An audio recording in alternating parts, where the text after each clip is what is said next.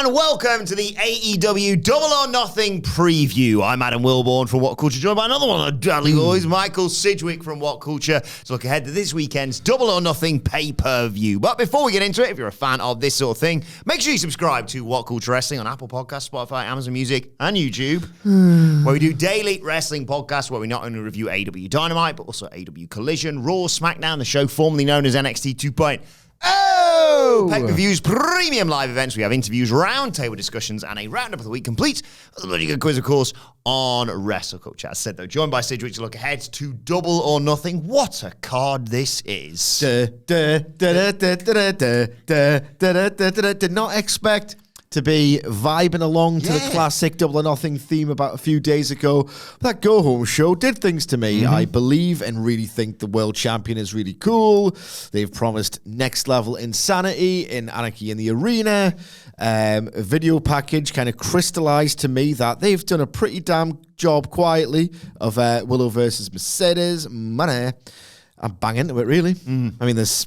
And even the stuff that was pretty ho-hum, but I'm not into it build. The matches always deliver. Yeah, this is the thing. Regardless of your opinions on AEW television in the last 6 months to a year, pay-per-views have just been so consistent in terms of just knocking out the park with match quality. If this reaches its ceiling, its potential, could be the best 3 pay-per-view streak of all time. Yeah. Between the Sting retirement, Ospreay, Danielson...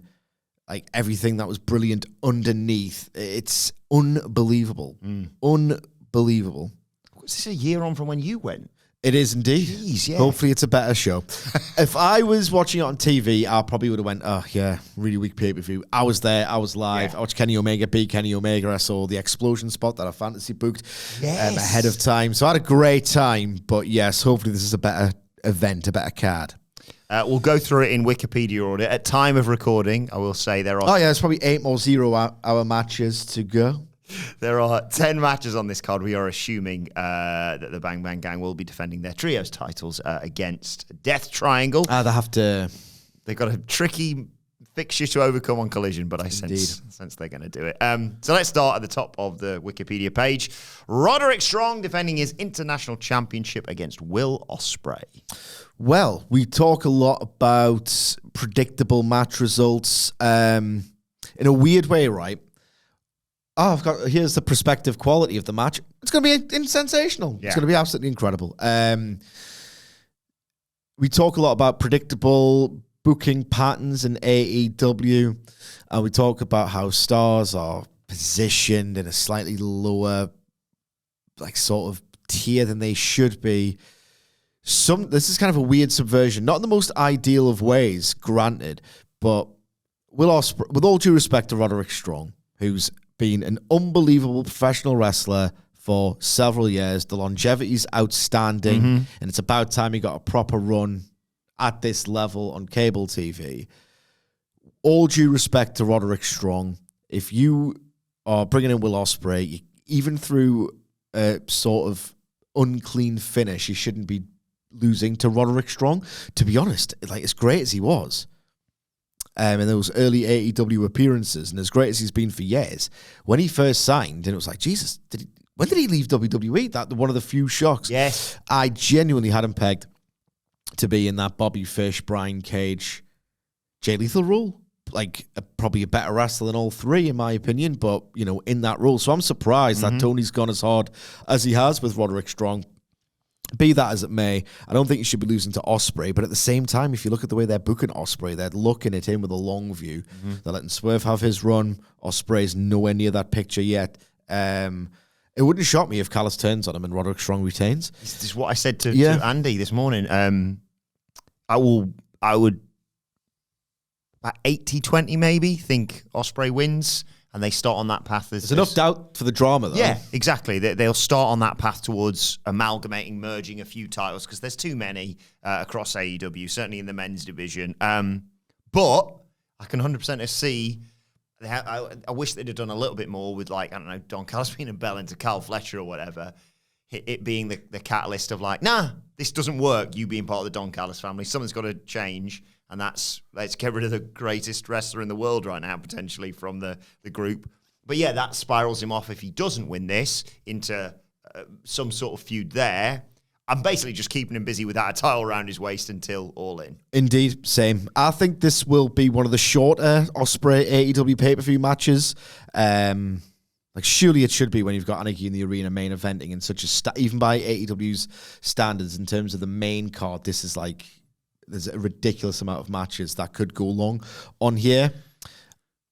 Ridiculous fantasy booking spot. Go on. And I've spent too many hours in this studio with you, Adam Wilbourn, because this, if not, it's physically possible, I think, but it's also absurdly dangerous in a way that it might as well be impossible.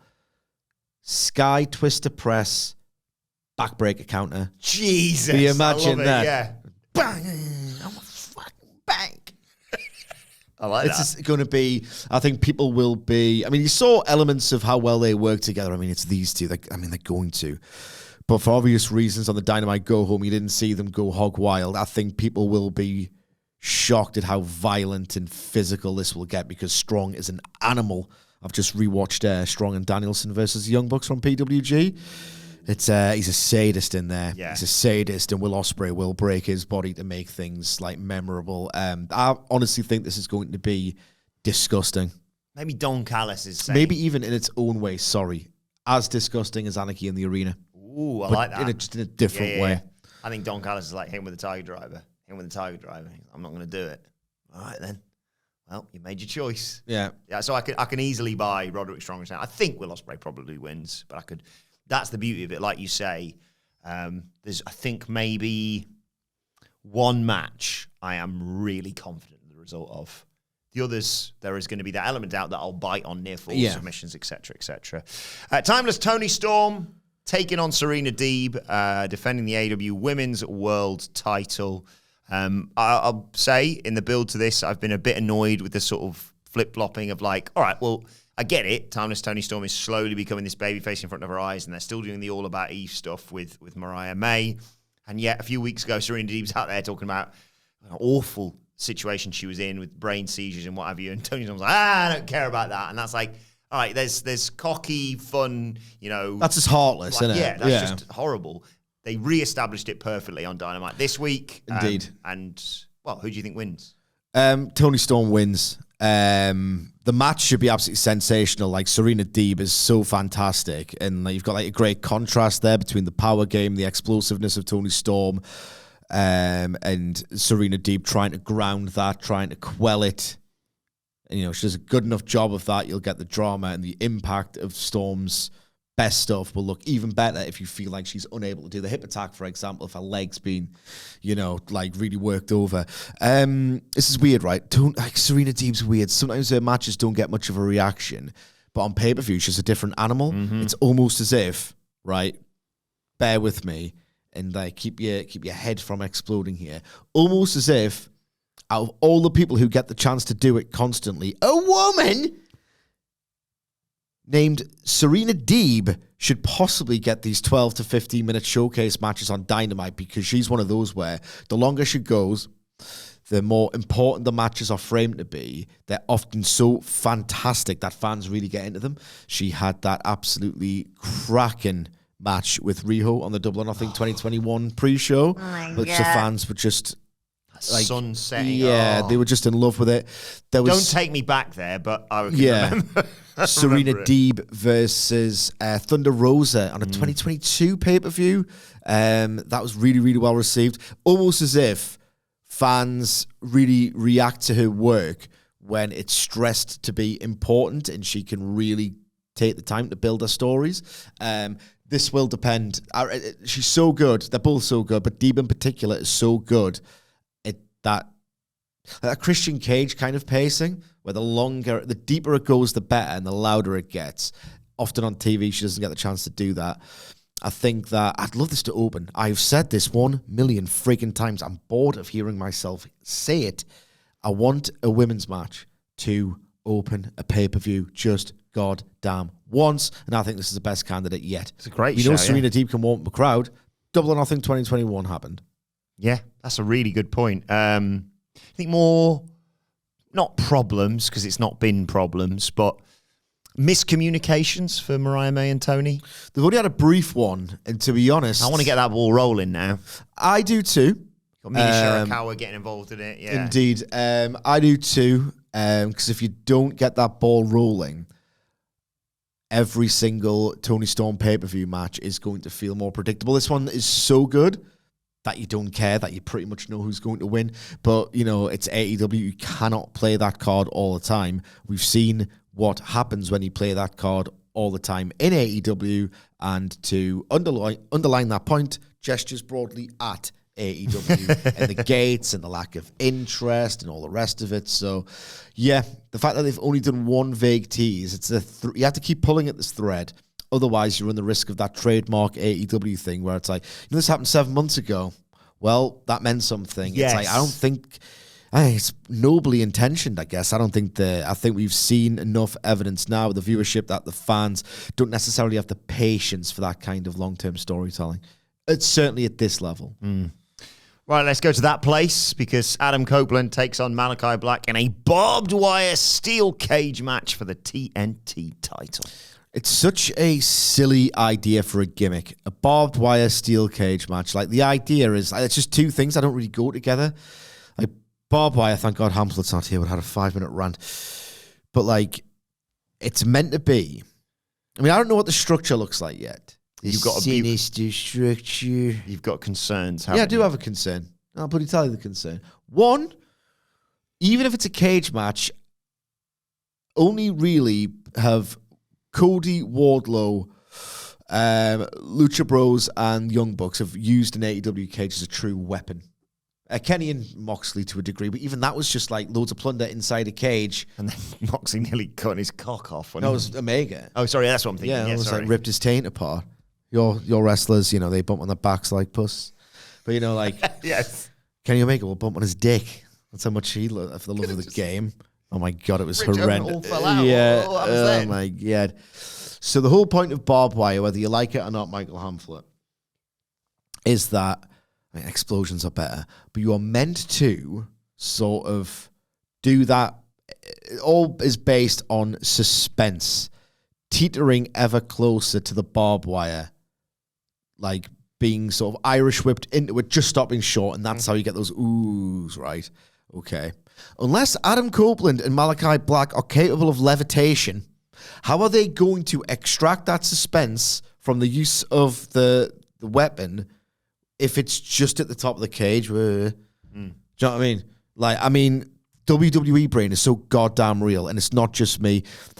It was so terrible for so long that even 5 years into AEW's existence, 5 years, there's still that notion of, the thing that I watched the most for the longest and was the most visible was so bad, often for so long, that I think it's going to be the same because that's how my brain receives and is wired to receive pro wrestling. So I've got No Way Out 2005 in my head. I have the entire time. But it needs to be wrapped around each wall at back and tit level. Otherwise, I'm not going to give it or something on their sides. Yeah, you know what I mean. I'm just not going to. I want to see what it looks like. Can it be the No Way Out 2005? God, what a waste of bloody time that was. Absolute desperation. I've got two guys who've got no chemistry. They're both slow, lumbering. One of them's barely been over. The other one's like, he's got a short shelf. How can we polish this turd? Barbed wire. It's WWE brain. This could be like sick. This could be really cool. But as we saw with the bloodbath angle, time to suck my dick. You knew it was going to happen. I just didn't know the extent. These two wrestlers, characters, people, whatever, the lines are blurred. They bring out the worst in each other. They bring out the goofiest in each other. In ring, it might be a completely different story. They might have some really cool ideas, might have some scintillating physical chemistry. Conceptually, so far, these two seem to bring out the worst in each other. These lame law indulgences. I don't want to see Adam Copeland go to that place, appear conflicted, enjoy doing the punishment too much and licking his lips and doing eyes and faces because he's going to that place and goddammit, he loves it here. He absolutely loves it here. Do you know what I mean? I don't want it to be cornball. This has got cornball city written all over it. Like the worst facial expressions, the worst weirdest story beats of corruption and all that crap. I'm worried about this match. I'm worried about how long it gets as well. A bit like what I said with Ospreay and Strong as well. Like, who do you think wins? Because, I probably, if push, would say Adam Copeland retains. He's not only just, but relatively recently won the TNT title. And you could keep him. Does get a lot of defenses. It gets hot potato, that one. But the alternative, and it might be influenced by the Ospreay Strong matchup from earlier on in the night, if that's the order they go in. The alternative is Malachi Black wins, Ospreay wins his match, and he starts almost not belt collector, but like amalgamating all the belts, and therefore this is his fantasy booking. He's being naive. Okay. I'd love him to be right, but he's being naive. I love him, and I agree that this should happen. It's just not going to. Okay, it's not going to. I'll do this straight away. Yeah. I'd love to be wrong. Here's something nice about this match very quickly, right? For all the reasons they bring out the worst in each other, I'm concerned about feeling vicarious embarrassment on their behalf, right? The last time I was this goddamn cynical about AEW using stipulation that I have awful memories from in WWE. Can I guess? It's time to play the game! Time to play the game! Ha ha ha ha! Did it. We just want to do the theme. There's no real snappy way of doing the game. There's no name for the game. I'm going to go casket match. Correct. Yes! I was like, oh God, a casket match. Are you Jungle Boy joking? Christian Cage, And it was unfriggin' believably great. But I distinctly remember one of my worst takes ever. This is going to be terrible. I hate it. Even though Darby had done coffin matches and they were very good. Not the best Darby Allin matches. They always promise something more, these souped up stuff. The last time I was this cynical about a stipulation, I was completely and utterly wrong and embarrassed. So hopefully something like this will happen. Who you got winning? Copeland. Fundamentally, I don't care, which is the biggest issue. Yeah. The fact that it's Malachi doing his... Is this his first singles pay-per-view match? I'll have a look whilst we go. Because I know his first pay-per-view match, I believe, was the tag with Andrade against Cody and Pac. Of course, yeah. And I doubt there's been a singles match since. Probably barely even on telly. The fact that this is his... I believe it to be his first pay-per-view singles match.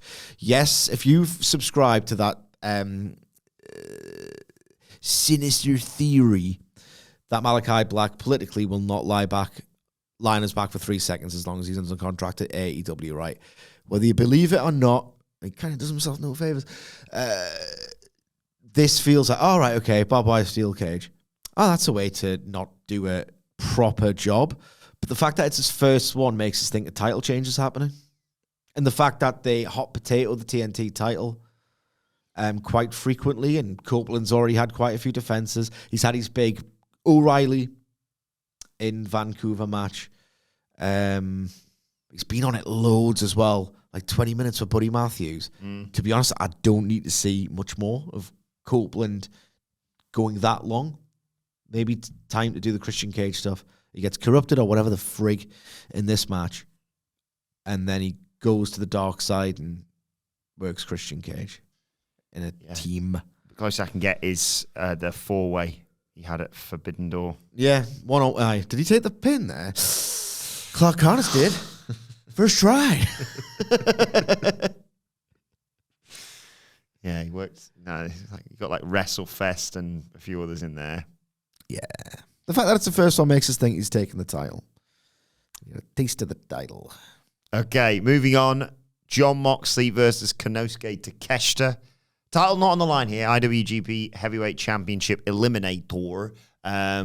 If Konosuke wins, basically he gets a title shot down the line, and I hope he does. I hope he does. I still get worked by this Eliminator gimmick because it's kind of like a freebie.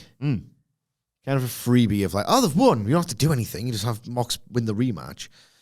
I bloody love it. I just don't know how many times I've sat in this chair and said, maybe time for Moxley to lose this one. Maybe time for Moxley to lose this one. It would be interesting if he lost. Be interesting for his character arc if he wasn't just kind of the hardest guy alive for 5 years. Probably also the same amount of times you said maybe time for a Konosuke Takeshita big push. Yeah, exactly. So I know what I would book, but I know what isn't likely to happen.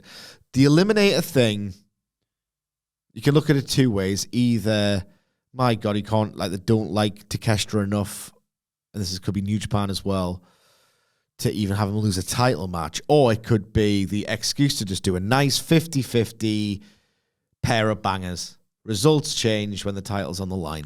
I will go into it thinking that there's a shred of doubt over the outcome.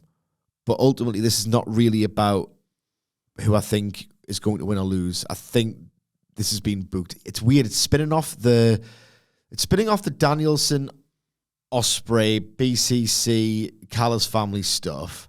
But like, Danielson was the one whose neck was apparently in so much danger that Ospreay wants to retire the Tiger Driver, and yet Danielson is way less concerned about Ospreay and the BCC than Moxley still is with Takeshita. When people say that, Tony Khan's booking sometimes doesn't make sense, the worst thing is people have been saying it for bad faith when it was just tight and great as anything. Now it's kind of become a bit true. These grifters, they know one thing: nothing lasts forever. I mean, they've got their own failed careers to remind them of that. So they've probably tried to play the long game of he's going to mess it up at some point. So let's get ahead of it or whatever. I mean, this match is going to be absolutely fantastic. I will say that I can't remember the last time in an AEW ring. I know he's been doing some really good stuff in New Japan this year. Can't remember the last time in an AEW ring Jon Moxley truly set my soul on fire in a singles match. Yes. I love the BCC stuff with FTR. He's done some great tags and stuff on telly. I just can't remember the last true Jon Moxley 2022 tier singles match. And I'm looking forward to a virtual guarantee of it happening again. Should he bleed? No. Yes. Yes, he should. His chemistry with Takeshita is unbelievable. So this is the epitome of, could live without it. And then 2 minutes from the finish, that's the face of God. Mm-hmm. Takeshita wins, goes on to face Mox at Forbidden Door. That's what Andy was saying to me. I like that as a pitch. I don't think they're doing 2 consecutive pay-per-view matches. It doesn't feel like AEW style. They've probably done it before, but not a lot. Takeshita takes it into Forbidden Door then, potentially. Hey. Can dream. I love Takeshita. He's so awesome, isn't he? Yeah. He'll be fired up for this as well because he's... He gets such a Omega twice, didn't he? Like no, went anywhere. Absolutely nowhere. I want the world from... He's one of my absolute favorite wrestlers. I consider him to be one of the absolute best wrestlers on the planet. He does things to me. I watch him do things, and it's like, how the fuck can you move that fast? Side-down thing we were enjoying on Dynamite on it. Yeah, it's like, how do you move that fast? How are you so explosive? How's that acceleration possible? How do you do those moves without actually concussing people? He's he's a magnificent beast. He is. Yeah. And this match will be great. Trent Beretta, Orange Cassidy in a wrestling match next. This one feels nailed on because Orange Cassidy won the other match. Yeah, it feels like it's going to a stepped-up rubber match. And I worry that if this doesn't open or otherwise catch the crowd before... Because what happens in AEW pay-per-views usually is this unbelievable opener that somehow people conspire to follow. And something in the middle, like Ospreay Danielson, where it's just like, how are you going to follow that? I mean, they did it with Texas Death twice in 2023. The worry is if this match, I think out of everything else on the card, if this match follows one of those big, you can't follow up matches, this is what I'm worried most about in terms of crowd reception. One, the AEW fans have seen it on TV, and quite frankly, it was good, not great. Mm-hmm. The fact that it's a pure wrestling match is obviously counterintuitive to how things escalate. It just feels like, as you said, the buying time. Like Excalibur's big on, I don't believe him or whatever. So there's going to be some cheating or whatever. This feels like a TV subplot on a pay-per-view stage. This feels like Tony Khan still is massive on Orange Cassidy and wants to put him on the pay-per-view. This is one I would have just, let them have something at the next proper AEW pay-per-view, like a big marquee, like stipulation match. This feels like a TV match masquerading as a pay-per-view match. I feel like the fans in the building, no matter how much they love these two, will feel that depending on the slot. Yeah. I don't have high hopes for this, really. Do you... not because it wouldn't be great anywhere else. Mm-hmm. And long term, if this gets us heel Chuck Taylor... he's retired, I think. I know, but even if he's just partners with helps Trent out, whatever he may be.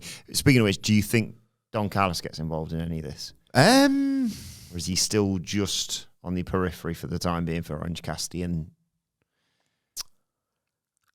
I don't know. Obviously, the idea of Orange Cassidy turning heel is not going to happen. They just want you to think. They want you to feel scared. They want you to feel an emotion for once about that prospect happening. Feels early, feels soon. I don't know. Amflet's probably better to talk about this. He loves it. Bill loves Trent. He always has. Yeah. I'm the learning tree, says Chris Jericho. He is in a three-way for the FTW title. FTW rules, as I say, against Hook and Katsuyori Shibata. I am conflicted on this because I just want him off my television. Oh, it's never happening now. But the more you say that, the more what's the word? Oh, don't encourage him. Yeah, that's this. He'll be corneing for hours. This is the thing, isn't it? This is all part of his big plan, according to him, that actually wanted this sort of crowd reaction, and it's all coming off pretty perfectly. Me who's booking this. Well, people would be going, Adam, I can't physically perform that spot. But I'd have Hook just beat him and then see you later, Chris. Enjoy the Fozzy tour. See you later, guys. Unfortunately, that's not happening. No.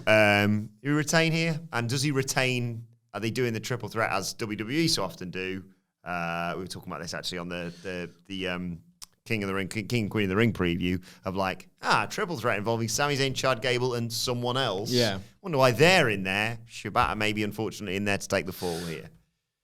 Potentially, or Samoa Joe's been winning matches. He won a match on Dynamite against Asai Cassidy, and everyone was thinking, he doesn't seem to have an obvious direction for Double or Nothing. So what's going on there? I believe he's got another one on Rampage. Yes. You've just seen the spoiler, haven't you, on Cage Match on your laptop? And he's obviously interacted backstage. Sorry. Nothing against Dom Kubrick, but I'm fairly confident Samoa Joe. With Shibata and Hook. They are doing this because he's obviously going to, have some involvement in this storyline at some point. He seems still pissed off at Hook. I think the idea was, in Samoa Joe's head, right, I'm going to give you the beating, I'm going to thrash you into next bloody week. Yeah. And, that'll be the making of you. Oh, you've lost the FTW title, that's Clown Jericho. What have I wasted my time on with you? A tough love deal. He could come in, Kikina clutch the life out of Hook, and then that gives them the out to lose because they've already started beating Hook here. This is going to shock you, right? Because it's a Jericho match. And I know the Shibata one was pretty damn good. In addition to the obvious plunder shortcuts that the FTW title and the rules it's fought under, in addition to that, there's a template for this to be halfway decent, Go on. Was it Vengeance 2002?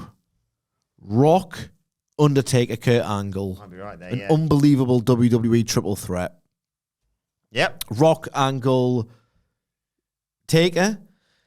What happens, and it wouldn't surprise me if this structure is completely lifted, and obviously Jericho can't do the Angle bit really, but he can be sneaky with it. What happens at the start of that match is that... And Jericho was on that card, so he could have seen it. Indeed. Angle is the guy who's like an intense wrestling killer machine and a clown.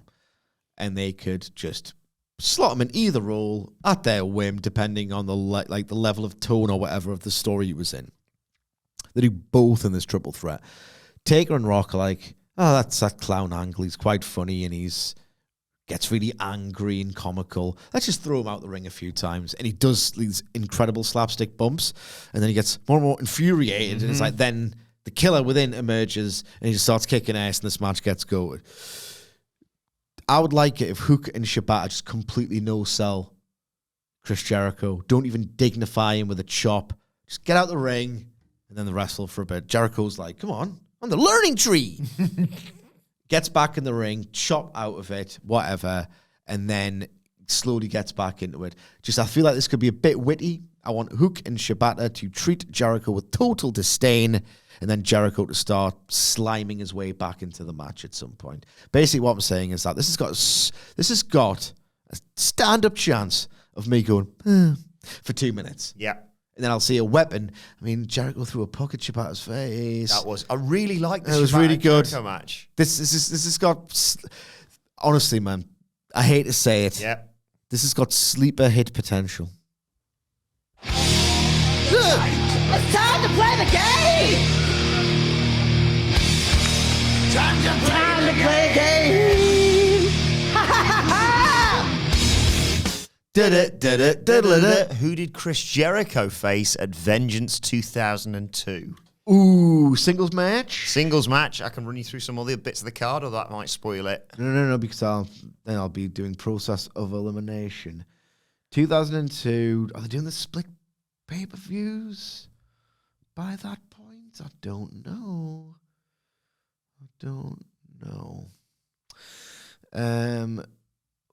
So Chris Jericho didn't run it back with John Cena, did he? Bingo! He did. Work. Yes. Smack bang in the middle of the card. With John Cena, 6 minutes and 16 seconds. John Cena defeats Chris Jericho. Had to follow, unfortunately. Jeff Hardy versus William Regal. Yeah. Oh, God, 2002. So much to answer for. Yeah. Yeah, the co-main was the Un-Americans defeating Edge and Hollywood Hulk Hogan for the tag titles. Lance Storm beating Hulk Hogan's Wild. That's pretty mad, isn't it? I've got you finish for this. I hope it goes your way, but if it doesn't and it goes the usual way, Shibata has been taken out by, let's say, Big Bill or whatever, anything goes, FTW match. And Hook red rums Chris Jericho and he's going out. He's not going to tap Chris Jericho, but he's going out. And the referee is distracted or taken out by Big Bill or whatever. Big Bill's going to heavily feature in this, basically. Big Bill comes in, or you could have the Samoa Joe adjacent stuff for all of this. Takes out Hook, or Hook busies himself like, get out your bloody ring, you arsehole. I hate you, Big Bill. I hate you. And in the process, a shoot unconscious Chris Jericho is laid on top of Shibata. 1, 2, 3. And he wakes up. Oh, I'm still the FTW champion. And then he, thanks, guys. On the basis of the go-home Dynamite, which otherwise was really good, I don't have a good feeling about whatever finish they do here. A match we're not 100%. It's confirmed for the pay-per-view, but back to the Bing Bing Ging. I'm talking Jay White and the Guns versus Death Triangle for the Unified Trios titles. This is weird, right? Because everyone was delighted to see Death Triangle back. And I got chills on the old entrance. He looks yoked. He looks absolutely yoked. I'm ready to see Pac be a singles guy. Okay. I don't know necessarily how much of Death Triangle I want to see. I've always wanted to see before, they did. Oh, we're going to get Punk, Danielson, Adam Cole, Okada, Ospreay, everyone. New Japan guys as well. Oh, here's Takeshita. Before the dream match was either redefined or elevated or normalized or whatever. And my old world AEW dream match before the roster ballooned out of control, and I thought, if they split up, it's Pac versus Phoenix. Yeah. I desperately have wanted for a long time to watch Pac versus Phoenix. I think it could just be absolutely out of this goddamn world. They both do this trademark signature bump where they decide, I'm going to headbutt the canvas really hard and then flop over. Imagine like 40 minutes of that to open a pay-per-view. Jizz. Maybe Death Triangle could be the answer to the trios division's woes. I don't know. I have advocated for a long time for it to just be in-ring. Let's have 6 incredibly fast, agile, spectacular wrestlers go hog wild. Maybe Death Triangle's the best vehicle to accomplish that again. I don't care about anything. I'm just talking in circles because I don't care. The match will be good. I'm going to say it again. I've said this about 8 times. Maybe we shouldn't have done a preview because I've said it before. Blade Runner into Pac doing that. I love this. What's it, like a front flip? Yeah, headstand. The headstand flip over. Like what he did to counter Omega's, not Croyd's Wrath, the leapfrog thing. The like looping pinned tweet on Hamlet's Twitter page. X/Twitter, yeah. I'm going to go Death Triangle winning to potentially set up the Elite going after the trios titles as well. It's like, well, we've got, Kazuchika's got 1 belt, we've got the trios belts as well. Yeah. And then maybe that's the catalyst for a Hangman Page return. Like, what are you doing? Come on, guys. Are you suggesting that the Young Bucks would work the Lucha Bros? It doesn't feel outside the realms of possibility. I'll be honest, doesn't. and I'm okay by that because I've really enjoyed all the best of 7 kicked AS. And they've worked with Penta what feels like 1 million times. Jay White is also. It's AEW's answer to Kofi Kingston versus Dolph Ziggler, but like much better, obviously. Yes. And then Jay White is free to fight Ospreay if he's the new international champion, for example, or just be a bog standard defense for Swerve. We've done that before. No, I said that in front of Andy and he shivered. Yeah. But there is 3 main events on this card. Indeed. One of them is the AEW in-ring debut of Mercedes. Money.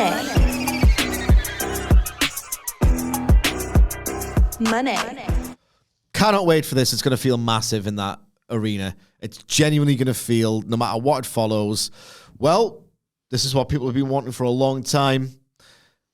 Like, they've finally nailed Mercedes Moné being the heel. What an ideal opponent Willow Nightingale is. Complete opposites, a great contrast here. There's an inbuilt story for them to tell. I want Mercedes Moné to fake an ankle injury here. Oh. I want Mercedes Moné to harness that 2015 Sasha Banks, feign an ankle injury, maybe even by the finish. Willow's so nice that she'd 100% buy it. And you wouldn't think less of her. No. Because it wouldn't be idiotic, because you just know that's just nice, and she would be nice enough to do that. She didn't injure her deliberately last time. She'd be like, I'm so sorry. It's like, how's this happened again? Psych, it hasn't. I'm going to roll you up and then be a complete prick about it. So that would, for me, be the finish.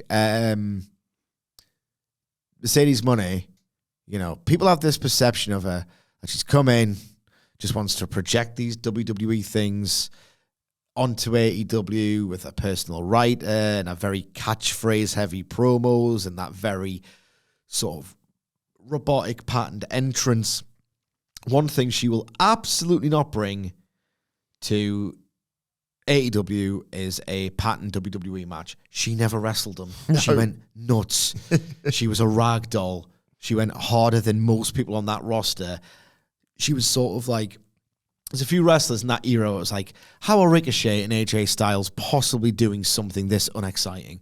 Oh, it's because they work for WWE. That's as bad as it was in 2019, and I will not hear any different. It's a bit better now, but it's still, you know, that in-house style, you still get the idea that someone like a Dragon Lee could get taken off the leash. You know, it still exists. Those restrictions still exist. There are a certain handful of wrestlers who seem to just go, nah, must be me. Me lady guys. Sheamus was always stiff as hell. Mercedes Moné was always a goddamn lunatic in that ring. Whatever you might think of her in terms of the way she's approached it or like the WWE-ness of her, you have to remember that this woman is a gift to plunderless wrestling violence using just your body. A lot of pressure on this match. Maniac. There is, but I think they won't feel it after the first 2 minutes because the crowd will be so for it. It feels special. It's the big debut of Mercedes Moné. It feels like there's a lot of AEW fans who've wanted to see women's wrestling prioritized and as big as it can be for a long time. Willow Nightingale is ungodly over. You might even get like a proper, we hate the WWE trappings that you bring. We are AEW fans. You might get a proper, real, heated affair of everything Mercedes money might get booed out of the building, and she might love it because she's leaning in, obviously. Again, the dynamic's great. Willow, that one table bump, and obviously the previous encounter, this is going to be miles better than it. Yeah. It was cursed. It was going really well, but it was cursed. I think this has got the potential to be something truly special. I do. And this is the match, other than Anarchy in the Arena, that I'm going to be most like, right, edge of my seat, paying attention. If I was looking at my phone a little bit, that's going under the couch. That's how you do that. Yes. Yeah. It goes like about a few inches under that couch, so it would be a bother to pick it up. I'm addicted to that thing. This is the match that feels the most nailed on result. Obviously, Mercedes. She's not losing her first match. She's not losing her first match. I think she might cheat to win it, and I think that's the finish, but she ain't losing. I like that cheating, whether it factors in directly into the finish or just to the change of momentum, because I want them to have a rematch. That can be on Dynamite. Hey, maybe you can have that and another. Oh, no. And that's where maybe Statlander reveals her true colours, and that's Willow can spin off into that. Because I don't want Willow to just lose and then be like, see you later, see you in 6 weeks. Yeah. No, absolutely not. No, I think this should be absolutely tremendous. I'm really looking forward to it. I think this heat's going to be something else when this makes its way to the ring. And like Willow's, it's going to be such a great contrast of entrances, because it feels like Willow's entrance is going to be, happy-go-lucky, high-fiving all the fans all the way down to the ring, and then just the most preposterous, like Hollywood entrance almost. Oh, Christ, I get like the actual shoot Ben's out. Snoop Dogg. Ooh, yeah. He'll do what he wants. He could be literally tied under some kind of celebrity deal. He's like, don't care. Yeah. Let's come out and do it. Vegas, baby. Let's go. I assume Anarchy in the Arena main events this show, because as you've said on the Dynamite review, good luck following it if not. So let's skip to the world title match, Swerve Strickland versus Christian Cage. A bit worried about this 2 days ago, Sidge, and now all the confidence in the world. Here's a weird comparison, but it kind of makes sense. I remember by WrestleMania 28, the streak was like the streak. It had become this thing that strived for epic, and if it wasn't an epic, it could not go 30 minutes. It could not strive for this capital G, capital M great match. And it kind of was in danger of eating itself. And my favorite streak match to this day is CM Punk versus The Undertaker, because CM Punk was clever enough to go, look, I don't think anyone buys me as someone who's going to actually conquer it. I mean, I've just lost to The Rock. So if I'm not having that title, I'm obviously being the guy who gets fed to The Undertaker. He was clever enough, because he had sway at the time, to just pull a thing from Roddy Piper, his hero, and say, I'll just change the answer then. I'll change what it is to go for the streak. And it wasn't, can CM Punk break the streak? It's just like really babyface, valiant, big challenge. It's like, no, he's desecrated the memory of Paul Bearer. Hopefully he doesn't, because he's the baddie, and he was such a perfect heel in that match. I just want to see him get his ass kicked, yeah. That is the platonic ideal of a really predictable wrestling match, that instead of the outcome being something you know is going to happen, becomes instead something you want to happen. Same here. You know that Swerve Strickland is going to win. It's his first pay-per-view title defense. There hasn't been one moment in AEW history, maybe the interim stuff, but that doesn't count, where it's like, right, instant changeover. It just doesn't happen. But the idea is that through the way that storyline is played out, you want Swerve Strickland to beat this little prick coward Christian Cage. In terms of the match quality, I've got no reservations about it whatsoever. It's Christian Cage on pay-per-view. It's Swerve Strickland on pay-per-view. And Christian Cage, again, is so good. He's got so many little dark arts tricks that just when you think Swerve's going to win or get the momentum, he'll just be a rat.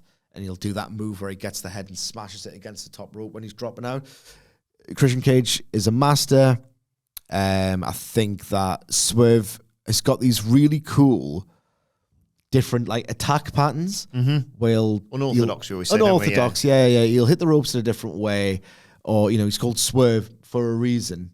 What if Cage is one step ahead? Like there's moments, there's real potential in this match for you to go, ooh, oh, how the hell did Christian Cage work out where he's going to be to do that?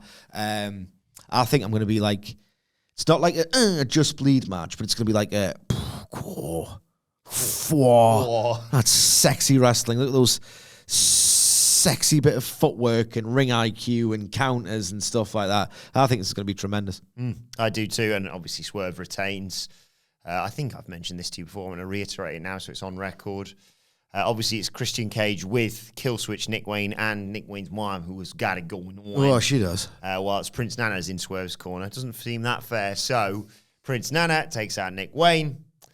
Swerve's daughter takes out Nick Wayne's mom.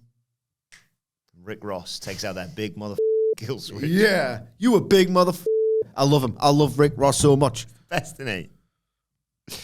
Right, let's put our preposterous booking hats on. It's time for the main event of the evening, where normally you would roll your eyes and say, Adam, that suggestion is ridiculous. Anything's possible in Anarchy in the Arena. I know. Talk me through being in attendance for something like that, first of all. I absolutely loved it. Me and Hamlet were sat next to each other, and we were like little children, nudging each other. And like I was like, oh, Hamlet, look over there. I've just watched Nick Jackson perform some ridiculous, like, senton off a stage or whatever. And he's like, oh, you see the state of Kenny Omega's back over there? I'm like, what? It's thrilling. It's weird. Like, I like it so much. Well, I love it, in fact, so much. It's the best new gimmick match of the last few years, isn't it? Yeah, I prefer the Iron match, but each their own. I love it when the director, like the in-home experience of watching it, when the director just catches something, even when they miss it, it's like, I'm glad it happened, and it feels real that it didn't happen, but you didn't get to see it. Everyone's in the arena. Yeah. And you get that in the arena as well. I was worried that you'd be able to see some setup, but if you look at the level of wrestler who's been in it, the 3 times they've done it, I know they did Stadium Stampede Live, they're just so great. They're so great. Even when there is plunder being assembled, there's always something else to get your attention, and then he can go back. Love this match so much. I'm tremendously excited about this one in particular for, like, literally every reason. Right, so you've got Bryan Danielson, who is one of the best brawlers of all time. He just so happens to be so good at technical wrestling that he wouldn't be a full-time brawler, yes. Okay? That's how good Danielson is. The man's a genius. Then you've got Darby Allin, who is a lunatic with no regard for his own well-being, his own welfare, and you get that fear. The best AEW violent gimmick matches give you that little bit of fear of how they could probably take it too far, a little bit too far.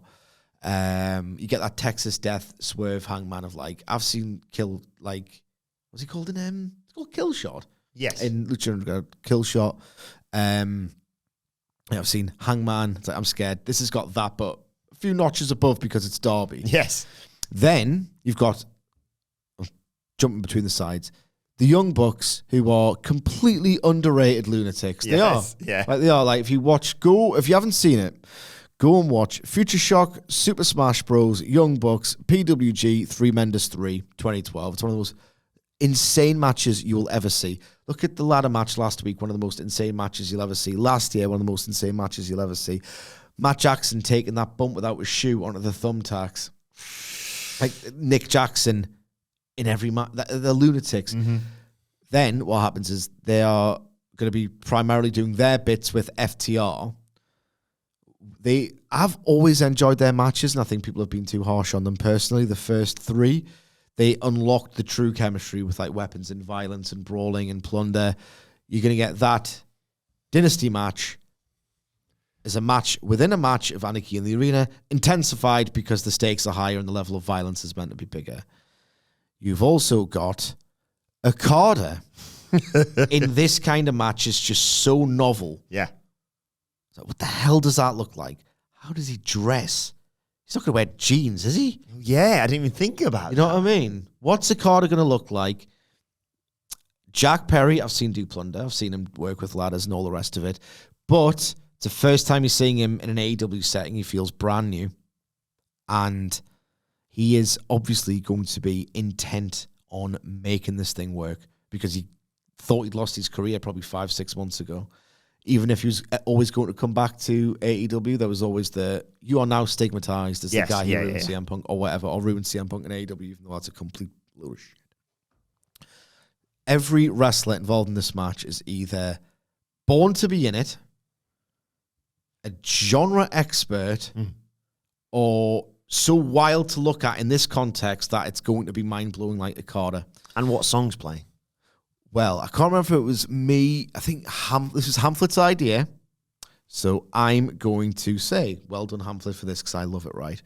So they get the baby faces come out first, because Danielson's theme, the chorus is a bit wishy-washy, a bit too baby-facey for a match like this. I was born for greatness. Don't want to hear that. FTR, it's nice. Maybe, I don't know. Darby Allin's is a bit, I like it, but not for that long. No. So me and Hamflet were talking about this, and then he went, click, got it. What if? So the baby faces come out first, and instead of the Succession Jimmy Hart version, or the Okada theme, or whatever, Jack Perry, remember the classical music? They need to get rid of that, by the way, when he starts doing singles matches on Dynamite. What if at the ramp, when the babyface are in the ring, the baby faces come out, you get the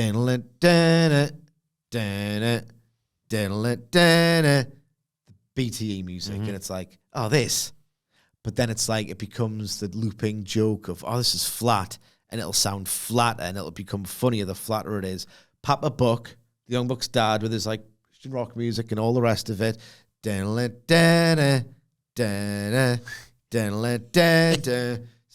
on the edge of the stage. There's like the most careful crash pad you've ever seen, because he's a non-worker and he's probably getting on in the ears. Psycho knee. Yeah, the Young Buck's dad just got his face kicked in. That is mine and Hamflet's idea for the song, my idea for the Psycho knee, and then the carnage happens. The flamethrower. Yes, they've introduced this now. Should be used to ward off a threat, and like, obviously I don't want to see anyone get flamed. I mean, I do. I've got 2 spots with it. Okay, wait there. So I don't want to really see anyone get burned. No, I kind of do, but obviously, no. Yes. Not going to do that. Gasoline on like a table stack, flamethrower to light it, and then, because Darby's the one, even though he's lit it, he'll try and put someone through, but then Okada can like put him through it. Oh my God. Darby Allin has got the flamethrower. Wards off the Elite. Oh. And then there's a stack of tables that have been assembled quietly in the background of the match. And then there's gasoline poured all over them, right? And then, oh my God, there's like 6 tables on fire. I'm going to come. And then, right, flamethrower off. Someone's going to, like, Darby's got, I don't know, Matt Jackson by the back of the belt. I'm going to, or like, you know, that vest in the back of his trousers. I'm going to push you through. Who's got the most unexpected, you never see it coming move in pro wrestling? Kazuchika Okada drop kick off the stage onto Darby Allin through 6 burning tables. Jesus Christ. I want to see on top of that another explosion. Yep. Who comes back into it and how? Because we've seen Eddie Kingston, and then Matt with a gas can. Full disclosure on the predictions. Matt Jackson with the exploding. What kind of genius wrestling mind could come up with an idea like a secret explosion spot? Full disclosure on the predictions. Me! I booked Tony Khan as Eddie Kingston coming down with a gas canister. But that is not the spot I've booked. The spot I've booked both involve fire and, like you say, within reason, or want to be safe and all that. Either a flaming super kick, so he goes to use the flamethrower, one of the books, feet catches on fire. Oh no, you've burnt through our shoe. Super kick. Oh no, you've burnt through our shoes. We have to put on our new Reebok shoes. Love it. Or this just popped in when I was watching the Dynamite on Wednesday or Thursday morning. I just saw when Nicholas Jackson was like, I'll tell you what, I'll stop this guy with a flamethrower chair. I was like, that fedora looks mighty flammable. Yeah. His hat being on fire is a funny visual. Like, whoa! They duck it. Maybe do it off camera so he doesn't actually have to stick his head into a flamethrower flame.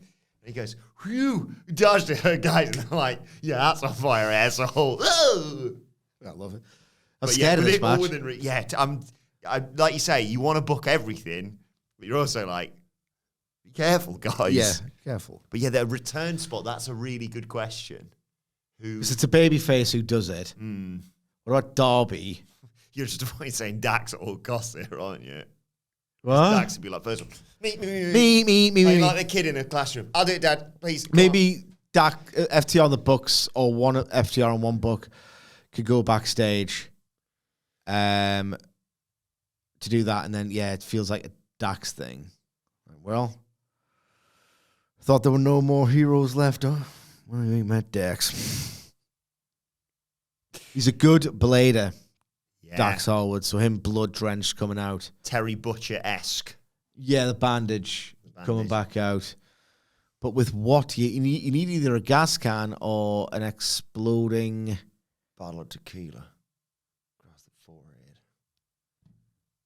What if, like, he gets a big gash and the medical staff, like, you need to treat that wound. And he's like, I am a little bit taking the piss, but not really. Bottle of tequila. When he comes out, it's like the bandage is off. And they're trying to put the bandage back on. Throws away the referee. Tequila. That means water. It's like, and then he starts like a burst. He's only temporary. Smashes someone over the head with a bottle. I don't hate that at all. Have I just booked one of the most well-received gimmick matches in wrestling history for the second year in a row? Tune in on a Sunday to find out. Let us know your thoughts ahead of Double or Nothing. Obviously, the Elite win. I forgot to double-check that. Yes? Yeah. Let us know your thoughts in the comment section or on X at WhatCulture WWE. Well, actually, you can follow both of us. You can follow Michael Sidgwick at M. Sidgwick. Follow me at Adam Wilbourn. Follow us all at WhatCulture WWE. As I said, make sure you subscribe to WhatCulture Wrestling, wherever you get your podcasts from, for daily wrestling podcasts. And our King and Queen of the Ring preview is available right now, of course, as well. But for now, this has been the Double or Nothing preview. My thanks to Michael Sidgwick. Thank you for joining us, and we will see you soon.